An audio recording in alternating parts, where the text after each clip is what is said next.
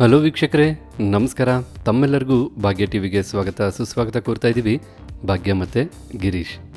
ಸ್ನೇಹಿತರೆ, ನಾವು ಮನೇಲಿ ಮಾಡ್ತಕ್ಕಂಥ ಅನೇಕ ರೆಸಿಪಿಗಳಿಗೆ ಶುಂಠಿ ಬೆಳ್ಳುಳ್ಳಿ ಪೇಸ್ಟು ಇರಲೇಬೇಕು. ಅದರಲ್ಲಂತೂ ನೀವೇನಾದರೂ ನಾನ್ ವೆಜ್ ರೆಸಿಪಿ ಮಾಡೋದಾದರೆ ಖಂಡಿತ ಶುಂಠಿ ಬೆಳ್ಳುಳ್ಳಿ ಪೇಸ್ಟು ಇರಲೇಬೇಕು.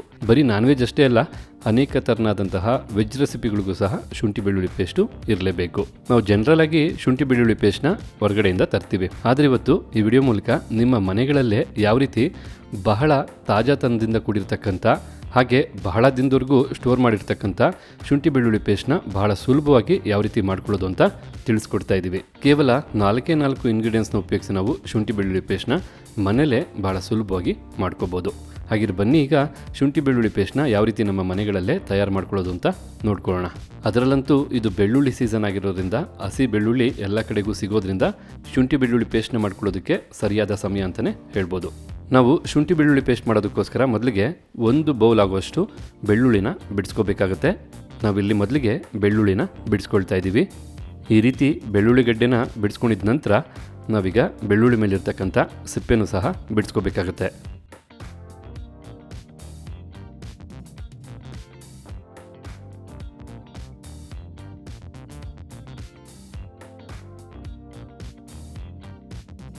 ನೋಡ್ತಾ ಇದ್ರಲ್ಲ, ಈ ರೀತಿ ಸಿಪ್ಪೆ ತೆಗೆದಂಥ ಬೆಳ್ಳುಳ್ಳಿನ ನಾವೊಂದು ಬೌಲ್ಗೆ ಹಾಕ್ಕೊಳ್ಳೋಣ.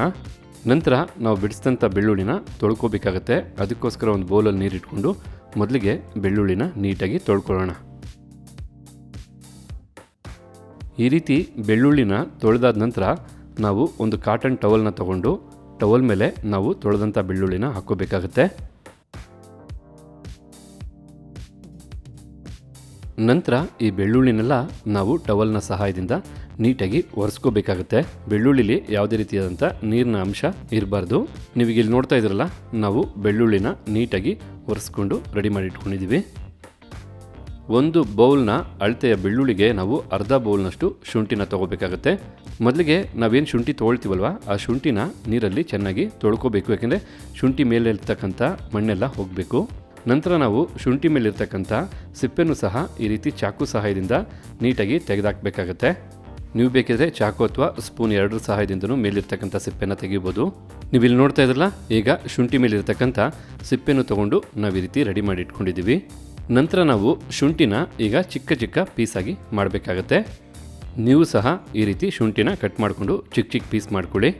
ನಿಮಗಿಲ್ಲಿ ನೋಡ್ತಾ ಇರ್ಬೋದು, ನಾವು ಶುಂಠಿನೂ ಸಹ ಅರ್ಧ ಬೌಲ್ ಆಗೋಷ್ಟು ನೀಟಾಗಿ ಕಟ್ ಮಾಡಿಟ್ಟಿದ್ದೀವಿ. ನಂತರ ನಾವು ಬೆಳ್ಳುಳ್ಳಿನ ಯಾವ ರೀತಿ ತೊಳೆದು ನಾವು ಒರೆಸ್ಕೊಂಡ್ವಿ, ಅದೇ ರೀತಿಯಾಗಿ ಶುಂಠಿನೂ ಸಹ ನೀರಲ್ಲಿ ಮತ್ತೊಮ್ಮೆ ತೊಳ್ಕೊಬೇಕಾಗತ್ತೆ. ನೀರಲ್ಲಿ ತೊಳೆದಂಥ ಶುಂಠಿನೀಗ ಮತ್ತೆ ಟವಲ್ ಮೇಲೆ ಸೇರಿಸಿ ನೀಟಾಗಿ ನಾವು ಒರೆಸ್ಕೋಬೇಕಾಗತ್ತೆ. ಶುಂಠಿಲೂ ಸಹ ಇರತಕ್ಕಂಥ ನೀರಿನಂಶ ಎಲ್ಲ ಹೋಗೋ ಹಾಗೆ ನಾವು ಟವಲ್ ಮೂಲಕ ಅಥವಾ ಒಂದು ಬಟ್ಟೆ ಮೂಲಕ ಒರೆಸ್ಕೋಬೇಕಾಗತ್ತೆ. ನೀವೀಗಿಲ್ಲಿ ನೋಡ್ತಾ ಇದ್ರಲ್ಲ, ನೀಟಾಗಿ ನೀರಿನಂಶ ಇಲ್ದಿರೋ ಹಾಗೆ ನಾವು ಒರೆಸ್ಕೊಂಡಾಯಿತು. ನಂತರ 1 ಬೌಲ್ ಬೆಳ್ಳುಳ್ಳಿಗೆ ಅರ್ಧ ಬೌಲ್ನಷ್ಟು ಶುಂಠಿ ಆದ ನಂತರ ನಾವು 4 ನಿಂಬೆಹಣ್ಣುಗಳನ್ನ ಕಟ್ ಮಾಡಿ ನಿಂಬೆಹಣ್ಣು ರಸನ ತೊಗೊಳ್ತಾ ಇದ್ದೀವಿ. ಇಲ್ಲಿ ನಿಂಬೆಹಣ್ಣೇನಾದ್ರು ಮೀಡಿಯಮ್ ಸೈಜ್ ಇದ್ದರೆ 4 ನಿಂಬೆಹಣ್ಣು ಸಾಕಾಗುತ್ತೆ. ನಿಂಬೆಹಣ್ಣೇನಾದ್ರು ಚಿಕ್ಕದಿದ್ದರೆ ನೀವು ಬೇಕಾದ್ರೆ ಒಂದು 5 ತೊಗೋಬೋದು. ಈಗ ಇಲ್ಲಿ ನೋಡ್ತಾ ಇದ್ರಲ್ಲ, ನಾವು 4 ನಿಂಬೆಹಣ್ಣುಗಳನ್ನ ನೀಟಾಗಿ ಈ ರೀತಿ ರಸ ತೆಗೆದು ರೆಡಿ ಮಾಡಿ ಇಟ್ಕೊಂಡಿದ್ದೀವಿ. ನಿಂಬೆಹಣ್ಣಿನ ರಸನೂ ರೆಡಿ ಮಾಡಿದ ನಂತರ ನಾವೀಗಿಲ್ಲೊಂದು ಮಿಕ್ಸಿ ಜಾರ್ನ ತೊಗೊಂಡಿದ್ದೀವಿ. ಮೊದಲಿಗೆ ನಾವು ಸಿಪ್ಪೆ ತೆಗೆದು ರೆಡಿ ಮಾಡಿಟ್ಟಂತಹ 1 ಬೌಲ್ನ ಅಳತೆಯ ಬೆಳ್ಳುಳ್ಳಿನ ಮಿಕ್ಸಿ ಜಾರ್ಗೆ ಸೇರಿಸ್ಕೊಳ್ತಾ ಇದ್ದೀವಿ. ನಂತರ ಸಣ್ಣಗೆ ಕತ್ತರಿಸಿದಂತಹ ಅರ್ಧ ಬೌಲ್ನ ಅಳತೆಯ ಶುಂಠಿನೂ ಸಹ ಸೇರಿಸ್ಕೊಳ್ತಾ ಇದ್ದೀವಿ. ಶುಂಠಿನೂ ಸಹ ಸೇರಿಸಿದ ನಂತರ 4 ನಿಂಬೆಹಣ್ಣಿಂದ ತೆಗೆದಂಥ ನಿಂಬೆಹಣ್ಣಿನ ರಸನೂ ಸಹ ಸೇರಿಸ್ಕೊಳ್ತಾ ಇದ್ದೀವಿ. ಈ ರೀತಿ ನಿಂಬೆಹಣ್ಣಿನ ರಸನೂ ಸೇರಿಸಿದ ನಂತರ ನಾವು ಸರಿಸುಮಾರು 1.5 ಟೇಬಲ್ ಸ್ಪೂನಷ್ಟು ಉಪ್ಪನ್ನು ಸಹ ಸೇರಿಸ್ಕೊಳ್ತಾ ಇದ್ದೀವಿ. ಈ ಶುಂಠಿ ಬೆಳ್ಳುಳ್ಳಿ ಪೇಸ್ಟ್ ಮಾಡೋದಕ್ಕೆ ಬೇಕಾದಂತಹ 4 ಪದಾರ್ಥಗಳನ್ನು ಈಗ ನಾವು ಮಿಕ್ಸಿ ಜಾರ್ಗೆ ಸೇರಿಸಾಯಿತು. ಈಗ ಇದನ್ನು ನಾವು ನುಣ್ಣಿಗೆ ರುಬ್ಕೊಂಬರ್ಬೇಕಾಗತ್ತೆ. ಈಗ ಇಲ್ಲಿ ನೋಡ್ತಾ ಇದ್ದೀರಲ್ಲ, ನಾವು ಶುಂಠಿ ಬೆಳ್ಳುಳ್ಳಿ ಪೇಸ್ಟ್ನ ನುಣ್ಣಿಗೆ ರುಬ್ಕೊಂಡ್ಬಂದಿದ್ದೀವಿ. ಈ ಶುಂಠಿ ಬೆಳ್ಳುಳ್ಳಿ ಪೇಸ್ಟು ನೋಡೋದಕ್ಕೆ ಎಷ್ಟು ಚೆನ್ನಾಗಿದೆಯೋ ಅಷ್ಟೇ ತಾಜಾತನದಿಂದ ಕೂಡಿದೆ. ಅದರಲ್ಲೂ ಹೋಮ್ ಮೇಡ್ ಆಗಿರೋದ್ರಿಂದ ನಿಮಗೆ ಬಹಳ ದಿನದವರೆಗೂ ಬರುತ್ತೆ. ಇಲ್ಲಿ ಮುಖ್ಯವಾಗಿ ಗಮನಿಸಬೇಕಾದಂಥ ಮತ್ತೊಂದು ಅಂಶ ಏನಂದರೆ, ನೀವು ಇದನ್ನು ಅಡುಗೆಗಾರರು ಬಳಸಿ ಅಥವಾ ಯಾವುದಾದ್ರು ಒಂದು ಬಟ್ಲಿಗಾದರೂ ಹಾಕಿಡ್ಬೋದು.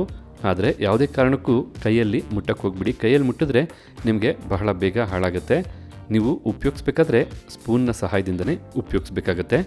ನಂತರ ನೀವು ಒಂದು ಗಾಜಿನ ಬಾಟ್ಲು ತೊಗೊಂಡು ಅದಕ್ಕೆ ನಾವು ರೆಡಿ ಮಾಡಿಟ್ಟಂತಹ ಶುಂಠಿ ಬೆಳ್ಳುಳ್ಳಿ ಪೇಸ್ಟ್ನ ಸೇರಿಸ್ಕೊಂಡು ನೀವು ಫ್ರಿಜ್ಜಲ್ಲಿ ಅನೇಕ ತಿಂಗಳವರೆಗೂ ಇಡ್ಬೋದು.